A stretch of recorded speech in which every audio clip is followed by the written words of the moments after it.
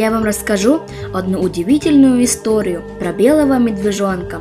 Осенью 2017 года в Среднеколымском Улусе, недалеко от поселка Сылгытар, на участке Палган рыбаки увидели белого медвежонка.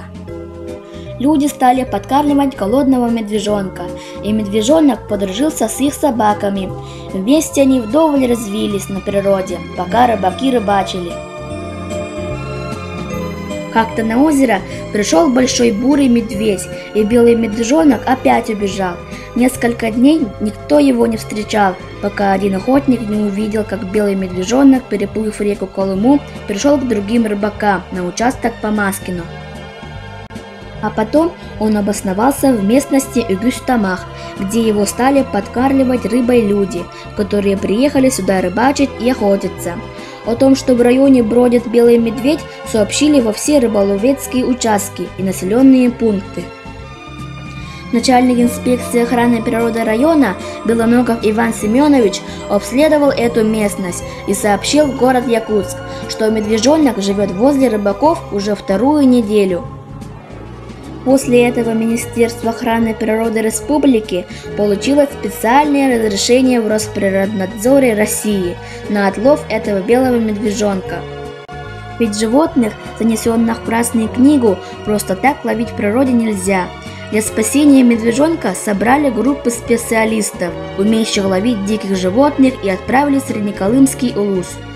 Специалисты поехали в местность Үгүстамах на моторных лодках и поймали медвежонка, усыпив специальными лекарствами. Потом измерили, определили, что это девочка, и поместили в специальную клетку, чтобы медвежонок не убежал и от страха никого не покусал. В таком маленьком возрасте медвежонок в природе один жить не может, и поэтому решено было увезти его в город Среднеколымск. Взять малышку к себе решил московский зоопарк, который на специальном самолете увез белого медвежонка.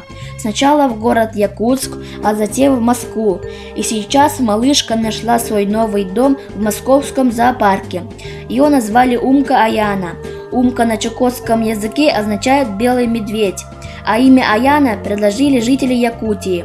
Оно от якутского слова «аян», то есть «долгая дорога», потому что путь ее спасения был очень длительным.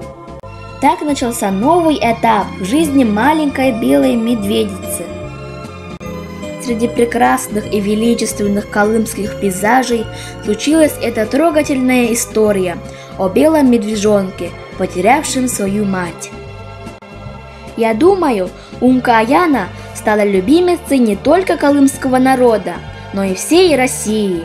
Давайте пожелаем ей здоровья и долгой счастливой жизни.